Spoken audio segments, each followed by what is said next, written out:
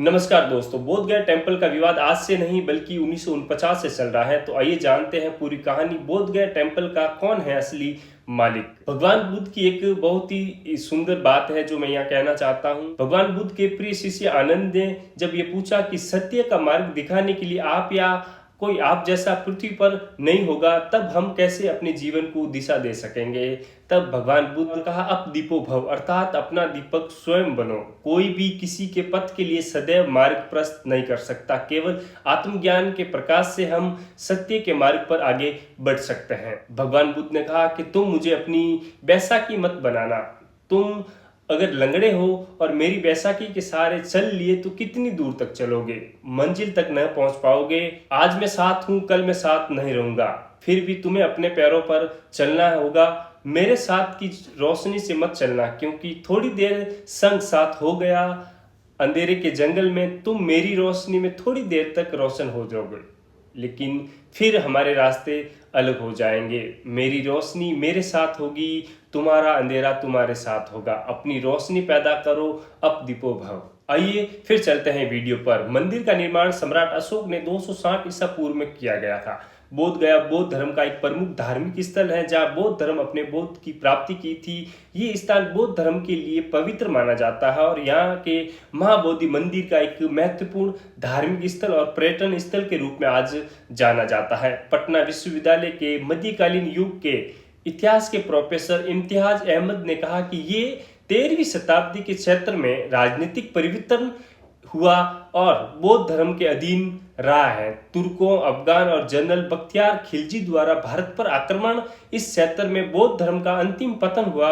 अहमद ने कहा कि यूनेस्को के अनुसार अंग्रेजों द्वारा नवीनीकरण शुरू करने से पहले 13वीं और 18वीं शताब्दी के बीच मंदिर को काफी हद तक छोड़ दिया, क्योंकि जब आक्रमण हुआ तो बौद्ध धर्म का यहाँ धीरे धीरे पतन होना शुरू हुआ और यहाँ से जो यह मंदिर है किसी अन्य हाथ में चला। मंदिर की वेबसाइट के अनुसार एक हिंदू भिक्षु गमडी गिरी 1590 में मंदिर में आया और वहां रहने लगा। उन्होंने अनुष्ठान करना शुरू किया और एक हिंदू मठ बोध गया मठ की स्थापना की। तब से मंदिर गिरी के वंशजों के नियंत्रण में आ गया। पर अलग अलग शासकों का आक्रमण हुआ, जिसकी वजह से बौद्ध धर्म का जो है धीरे धीरे यहाँ से विस्थापन होने लगा। उसके बाद जो ये मंदिर है वो हिंदू वंशजों के हाथ में आया। 19वीं शताब्दी के अंत में श्रीलंका जापानी बौद्ध भिक्षुओं की साइट को पुनः प्राप्त करने के लिए आंदोलन का नेतृत्व करने के लिए महाबोधि सोसाइटी की स्थापना होती है और यहाँ से शुरू होता है बौद्ध धर्म का आंदोलन, जो 1903 में इन प्रयासों में भारत के तत्कालीन वायसराय लॉर्ड कर्नल्स को हिंदू और बौद्ध पक्षों के बीच एक समझौते पर बातचीत करने की कोशिश की, लेकिन वे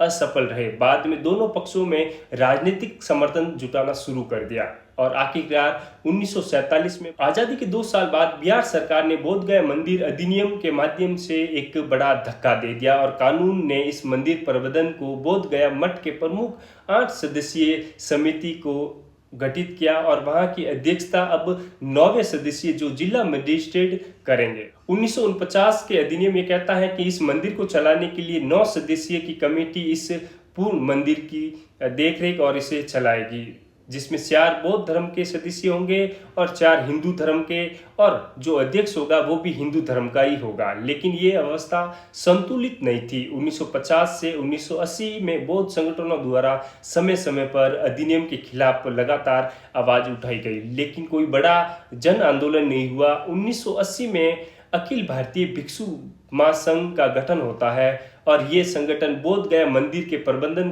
को बौद्धों को सौंपने के लिए मांग करता रहा। 1992 में बाबा नागार्जुन सुरेशाई ने आंदोलन को नया बल दिया। उन्होंने बोध गया के बौद्धों को सौंपने की मांग को लेकर राजनीतिक चेतना जगाई। बोध गया मुक्ति आंदोलन ने रफ्तार पकड़ी। उन्होंने इस मामले को अंतर्राष्ट्रीय मंचों तक पहुंचाने की कोशिश की। 2002 में सुप्रीम कोर्ट में एक याचिका दायर होती है जिसका ये कहना होता है कि जो बौद्ध धर्म का ये मंदिर है वो बौद्ध लोगों को दिया जाए। 2011 से 2013 के बीच में कई बौद्ध संगठनों ने इस अधिनियम को असंवैधानिक करार देते हुए इसके खिलाफ प्रदर्शन तेज किया।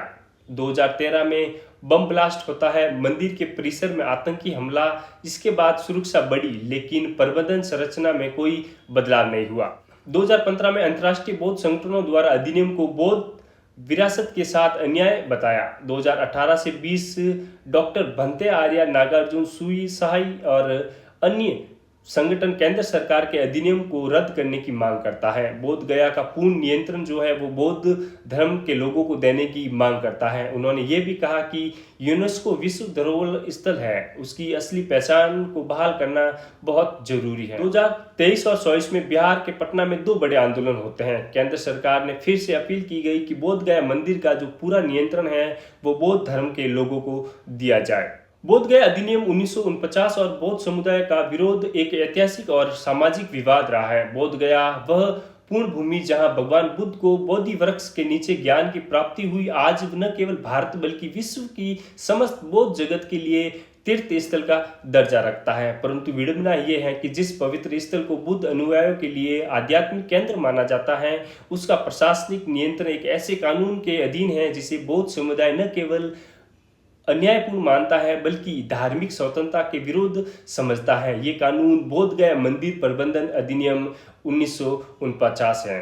बोध गया मंदिर अधिनियम 1949 की पृष्ठभूमि ये अधिनियम की स्वतंत्रता की उस शुरुआती राजनीतिक मानसिकता को दर्शाता है जिसमें अल्पसंख्यक धार्मिक समुदायों को लेकर एक अपशिष्ट और कभी कभी पक्षपातपूर्ण रवैया अपनाया गया। इस अधिनियम के अंतर्गत बोध गया मंदिर का प्रबंधन एक 9 सदस्यीय कमेटी के अंतर्गत आता है जिसमें 5 हिंदू और 4 बौद्ध सदस्य होते हैं। इसके अलावा मंदिर के अध्यक्ष अनिवार्य रूप से एक हिंदू ही होगा, भले ही वह अल्पसंख्यक बौद्ध सदस्य हो।